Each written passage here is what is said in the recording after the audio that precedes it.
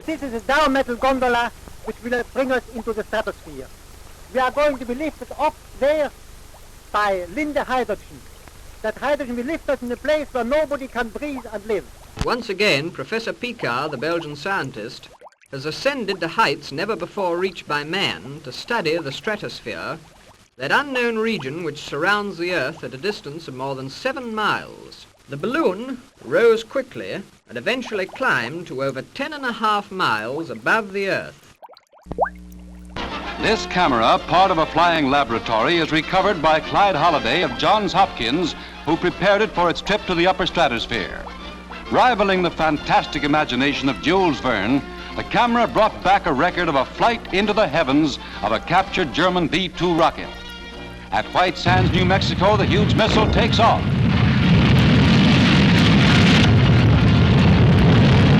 Air Force pictures show the rocket in flight, and the flying camera automatically takes over. The huge projectile drops the Earth behind at the tremendous speed of 4,000 feet per second. The rotation of the rocket causes the planet to spin before the lens, and the camera photographs the Earth 65 miles straight down. The horizon, 720 miles away, and the curvature of the Earth are astonishingly apparent in this still picture from the film.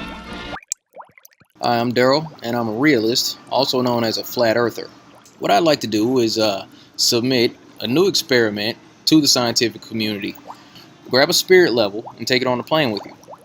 Now, I say take it on the plane because if we're living on a spinning ball or a globe that's 25,000 miles in circumference around the equator, according to curvature math, then the plane should be constantly dipping its nose forward in order to compensate for the curvature.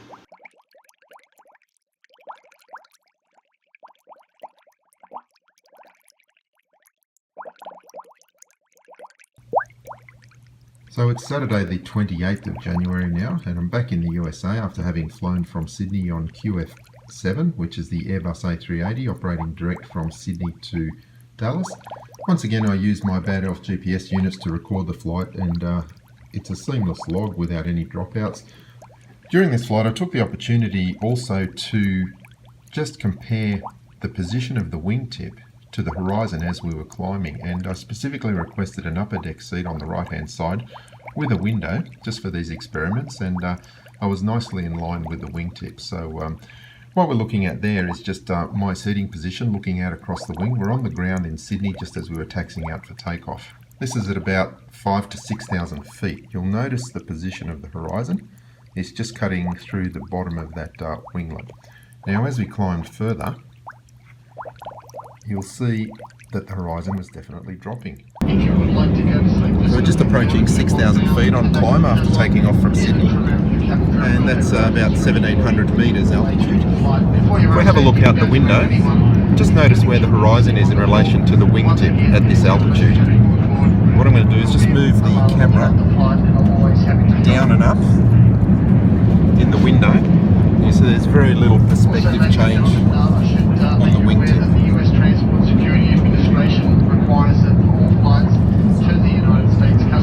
And what I'll do again, once we're at cruise altitude in the 30,000 feet plus, we'll have another look at where that horizon is in relation to the wing. So we've now climbed about another 11,000 feet. We're just passing 18,000 feet, still climbing. 5,500 metres, and if we look at the wing now, you'll see the lower part of the winglet is now above the horizon. At lower altitude it was actually just intersecting the horizon. Again, we'll just move the camera up and down to make sure it's not just perspective causing this. The lower part of the winglet is above the horizon, and we're not even at 20,000 feet yet, so you'll see once we get up to the mid-30s cruising altitude, it's going to show the horizon has dropped even further. So we're approaching 30,000 feet now, still climbing, still heading 069 degrees, almost 9,000 metres, and if we have a look now again at the wingtip, you'll see that the horizon has dropped even further. Very, very obvious now. Now remember that when we first started this, the horizon was there, in line with that part of the winglet. Now it's significantly lower, so what you're seeing is actually proof that the horizon is dropping as we gain altitude, and that's evidence of curvature.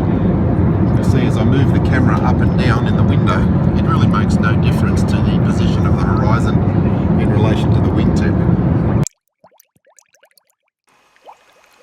If Rock Lake is part of a sphere that has a radius of 3,959 miles, then Rock Lake should also have a horizon. What I mean by a horizon is a physical visual obstruction that keeps the viewer from seeing beyond it.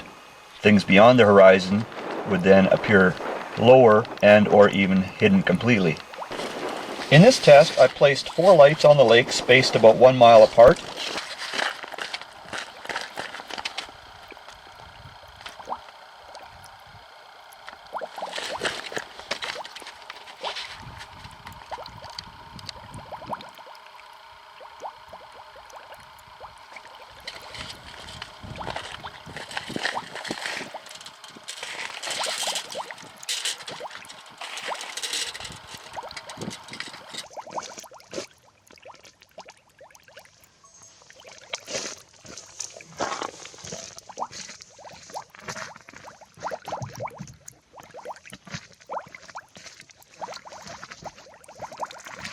Around 1 in every 10 Americans say that they believe that the Earth is flat, or that they at least have their doubts that it's round.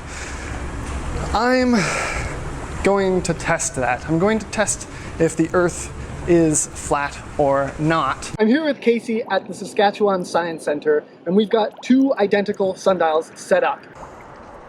Let's get started. Here goes science. Okay.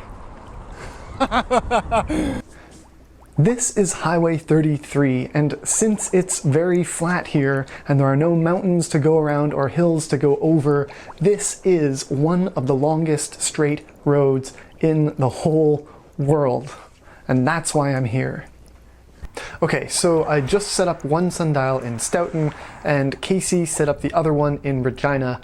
We made sure that they were both level and checked that they were both aligned with one another, and everything seems to be good. Okay, I just measured my shadow, and mine was 66.1 centimeters. And then I called Casey, and his was 70.0 centimeters, which means that our shadows are 3.9 centimeters different. Mine is 3.9 centimeters smaller than his is in Regina, which means that the Earth is a sphere. After the 2 measurements at Lake Balaton, FE Corps performed 5 TLT measurement over Lake Isle. Measurement 3, Lake Isle, Target 1. On April 8, 2018, at 1 o'clock a.m., the blue laser was on the salad at 2.85 meters, or 9.35 feet, above the lake's surface. It was seen at the Target 1 position, 21.26 kilometers, or 13.21 miles, at a height of 1.2 meters, or 3.94 feet above the lake's surface. It took less than 60 seconds for them to see the source of the laser at the Target 1 location. Can you guys see it? Yeah, I see it. Yeah, it's there. Okay, yeah, we can see it really well there. Can you see the reflection on the water? I'm gonna zoom out. Yes, we do. Yes, we do. Look at that. Wow. Oh, man, that is irrefutable. Yeah. Awesome. I can watch this all day, you know. This is awesome. Yeah, this is really awesome. Look at that reflection. That reflection absolutely caps it. Yeah. Yeah, that caps it. That annihilates any possibility of it being refracted, and that also annihilates any possibility of any convexity. Yeah. I mean, you cannot track it with being curved. The 21.26 kilometer calculations based upon the WGS-84 geoid model resulted in a target hidden height for measurement 3 Isle Lake, target 1 location of 18.18 meters, or 59.6 feet. The camera height was 1.2 meters.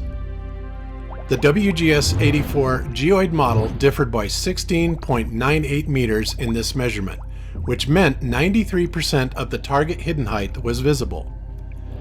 The lake temperature was 7.6 degrees Celsius or 45.7 degrees Fahrenheit, and the air temperature was 10.8 degrees Celsius or 46.4 degrees Fahrenheit above the lake. The ambient conditions showed the refractive indexes were about the same on both sides of the lake. TLT calculations factor in any variations in recorded data and geoid datum parameters of the WGS-84 mathematical construct. Both target and laser positions are at 0 meters mean sea level. The WGS-84 geoid undulation map shows a marginal 23 centimeters or 9 inches height difference at the two positions. But what if we come into the garage and do a more controlled experiment?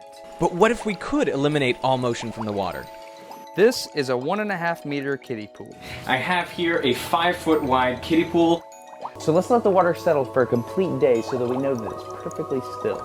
And I've left this water sitting here for 24 hours. I really hope this works. Destin, wish me luck. Good luck, Derek. I'm about to pull the plug.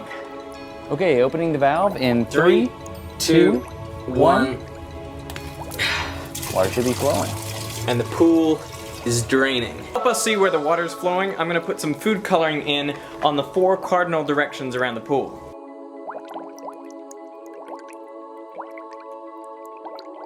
Check it out, it's like a tornado, like right off the bat. We got a counterclockwise rotation.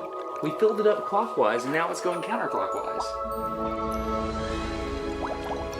You can clearly see that the water is flowing clockwise in this direction, and that makes sense because that's how it should flow in the southern hemisphere due to the Earth's rotation. Step 1, launch a balloon into space. My name is Sebit, and I believe the Earth is flat. 3, 2, 1.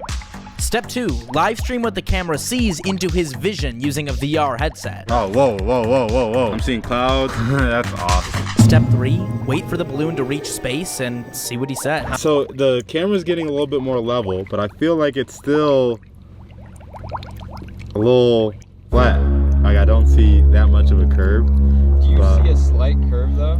No, I agree with them. I kind of like honestly, it doesn't even feel like a slight. I'm looking forward to checking out the footage. Yeah, sure. we'll see what it looks like. It's a lot of Earth. It's a lot of Earth. That seems fairly flat, right? Like I think a ruler. I mean, I see a little bit of curvature. A little bit of a curve. It would be cool to see, kind of like if we were to like go pixel to pixel, seeing if there is a straight line.